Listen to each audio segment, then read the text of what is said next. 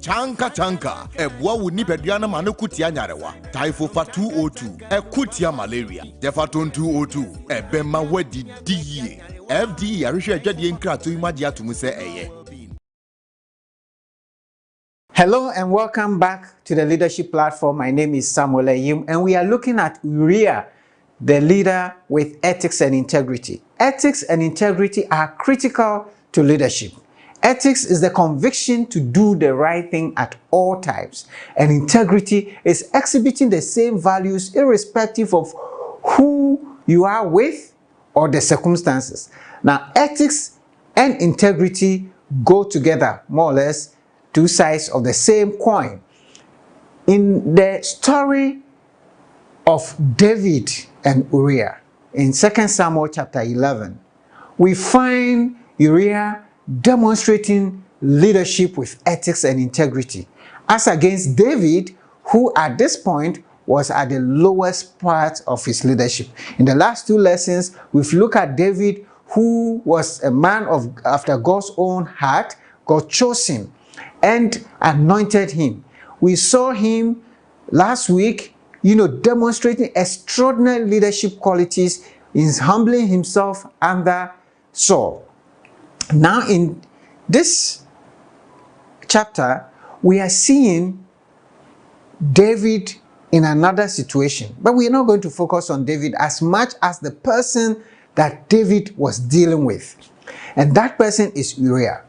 Uriah was a soldier in the army of David. And at this point in time, there was a war that David, who was the warrior as king, he stayed home and didn't go to war.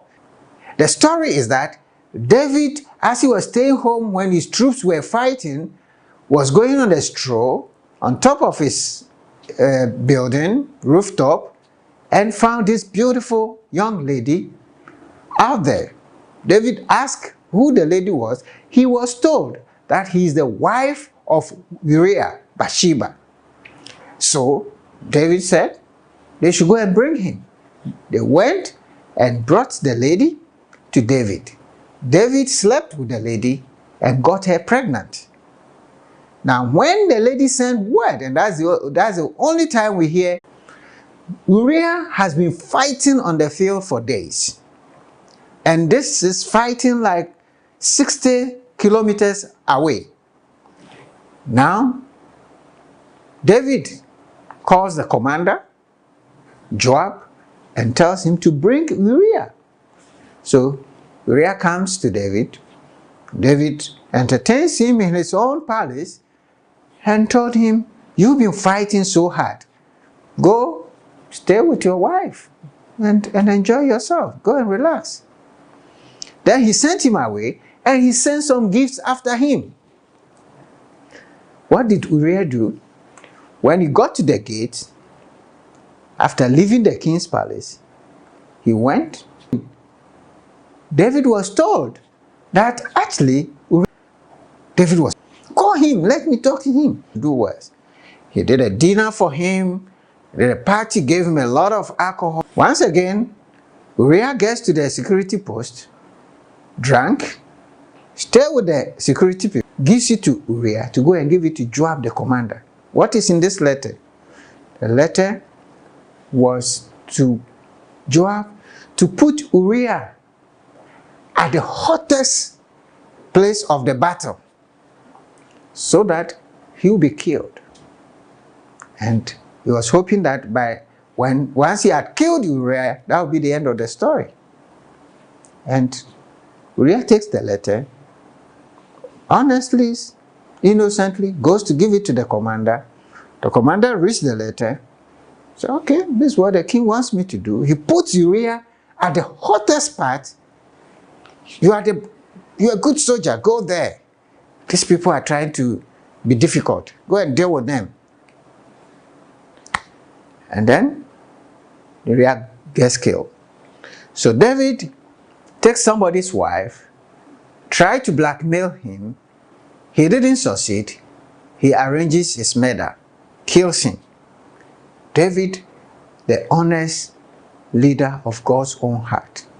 But we're not looking at David now. We're going to look at Uriah's attitude in this matter. What motivated Uriah? You've been fighting.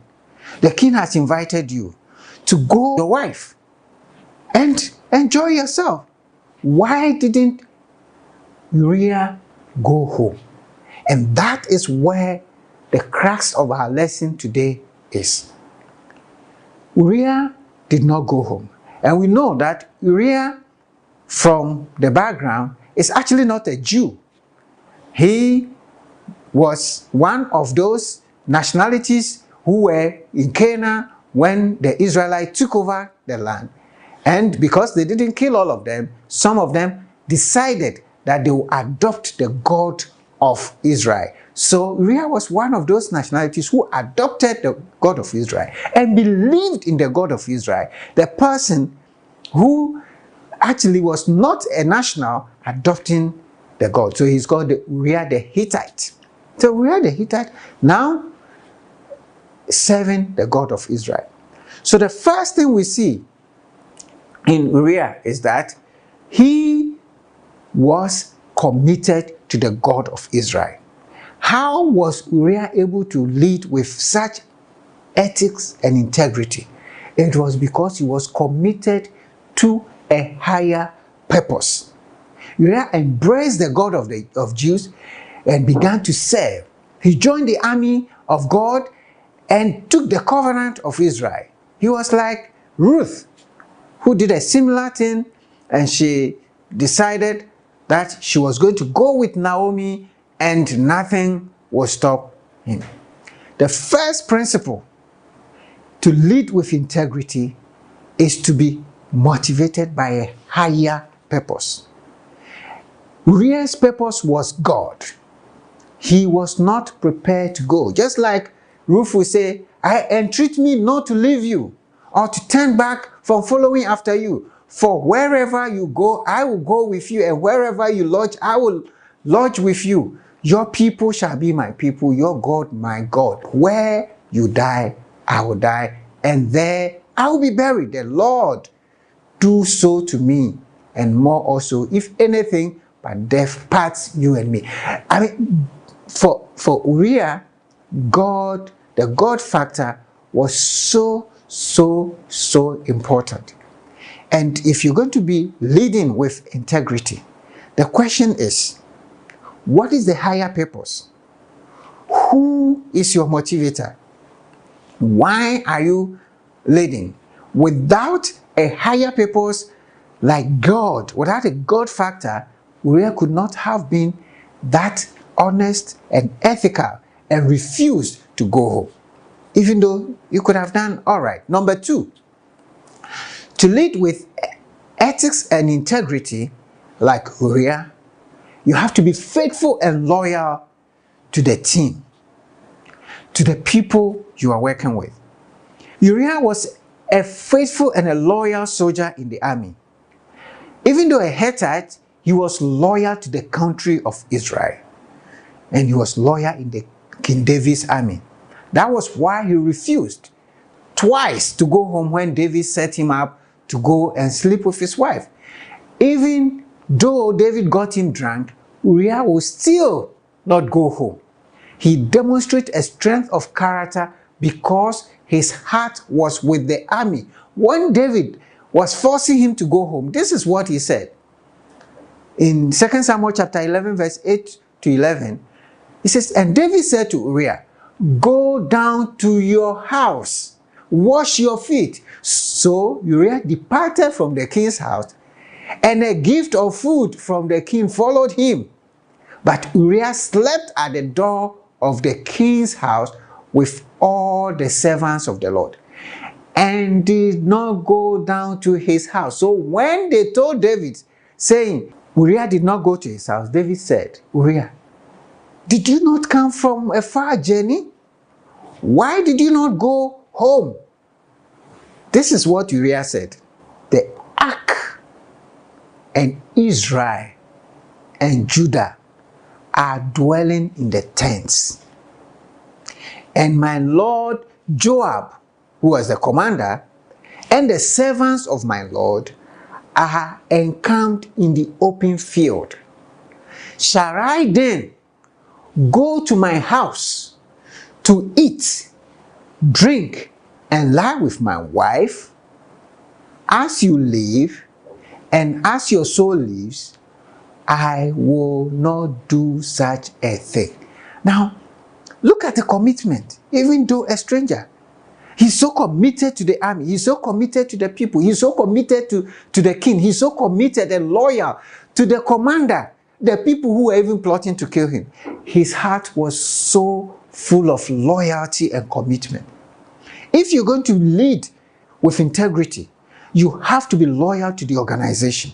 You have to be loyal to your country. A lot of us are not loyal. We are not patriotic. We don't believe in our country. We don't believe in working and killing ourselves for our motherland. That is why our country and our continent is where it is. That is why our churches are where they are, because we don't have a commitment and a loyalty to the church, to the business, to the company, to the country that we are supposed to be leading.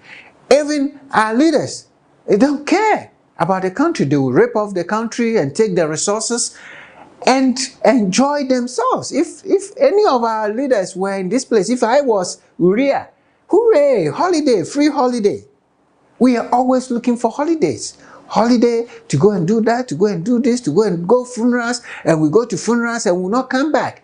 The organization is there and we don't care whether the organization makes money, it doesn't make money.